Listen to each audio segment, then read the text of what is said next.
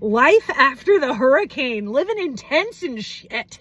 Part 49 of sharing my story on here because it's so much easier than writing another book. So my daughter, who's like 10 years old, is leaning over the bench and she goes, "Mom, why do people do drugs?" Because there were people walking around after the hurricane. Like, just, I understand why they were coping. It was a really extraordinarily hard time. And I was like, well, some people just cope and the emotions are too heavy and there's too much trauma and they've been through too much. And it's like, that's the output of what they've been through. And it really just numbs their emotions. And yet it has really bad side effects because it causes them to look the way they do and behave the way they do.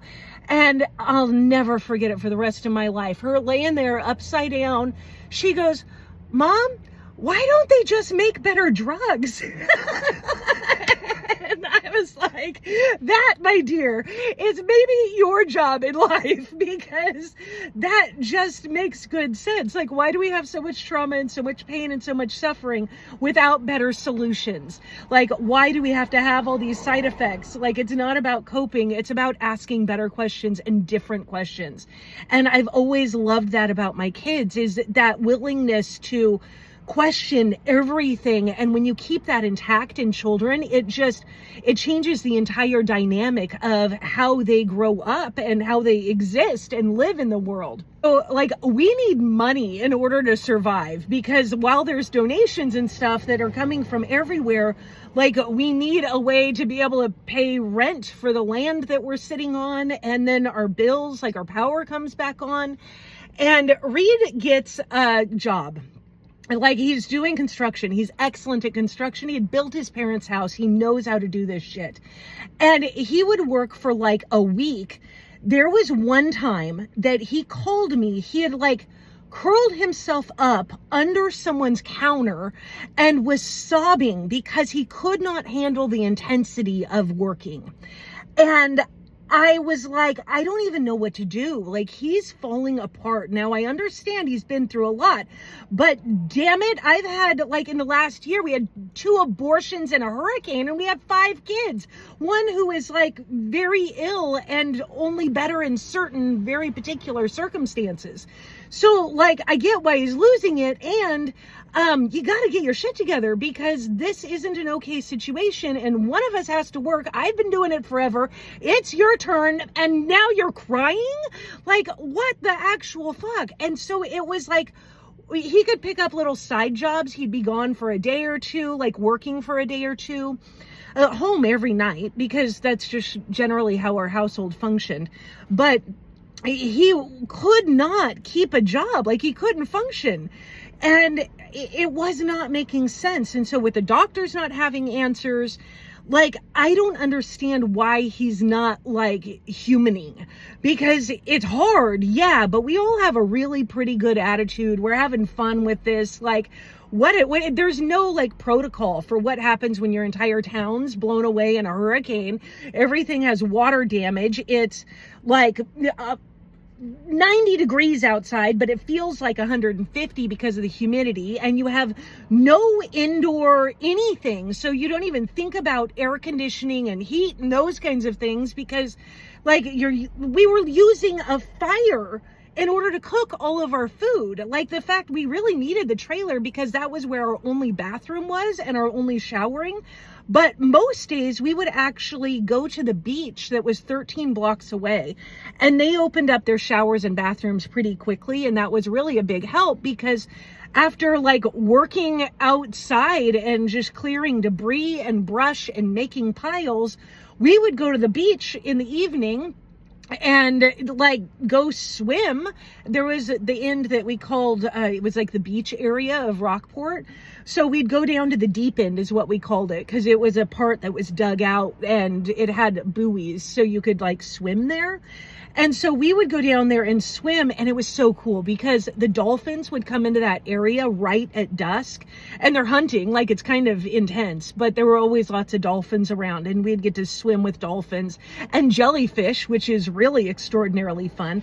Learned how to handle that, and no, peeing on it doesn't help. Just keep a bottle of vinegar, spray bottle of vinegar. It works so much better. Like, the jellyfish were always there, but it had beautiful sand, and we would swim and clean off, and then we would go use the showers, and we would go home, and that was just kind of our routine. There were a lot of days where I was just like, we don't quite like have enough money for me to be able to buy what I need to buy at the grocery store. So we would just go swimming as a detour, take an adventure along the way. I love just doing random spontaneous things. So we would always adventure somewhere.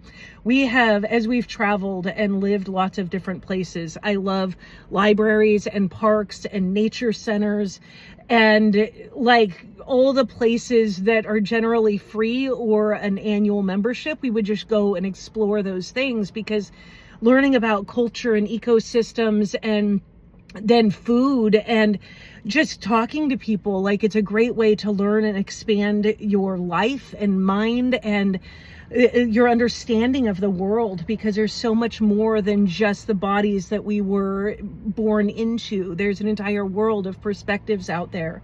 And so the more cultures and perspectives you can understand, I truly believe the more well-rounded we are.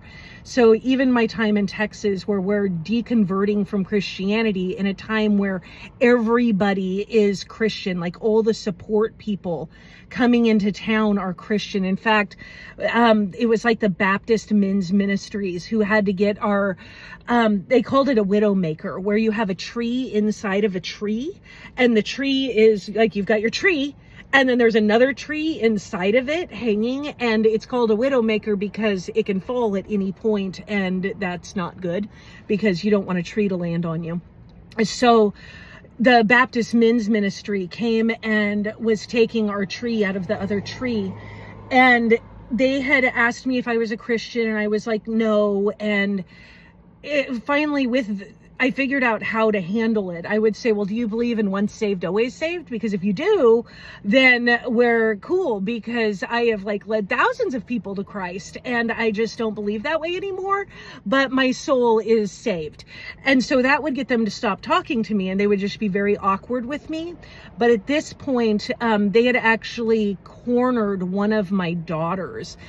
She was 11. It was my other daughter, like 11 at the time, and they had cornered her, and this old, like 70-year-old man was like, I know your parents don't believe, but I'm concerned about your soul. Do you know Jesus Christ? Like, not verbatim, but it was something like that. And it terrified her so much, because he told her she was going to hell, and it's not about her, not about her parents. She needs to save herself. And she came to me immediately, and I was like, you guys just go sit in the car. So the kids literally sat in the car for like 5 hours that day, because these guys were there taking our tree out of the other tree, and it was freaking awful. Like, I told him off a little bit, as much as I could, to still get them to take the tree out of the tree. And I just stood next to the car with my hands on my hips for all those hours. I was like, this is fucking insane. But it's the only help you could get, because like everything was connected to a nonprofit, and all of the nonprofits were faith-based. And it was in Texas. Like, what do you expect? We're in the Bible Belt, which is irony in and of itself, because, slavery in the Bible, and they're all just so connected. Must have been the Easter of 2018.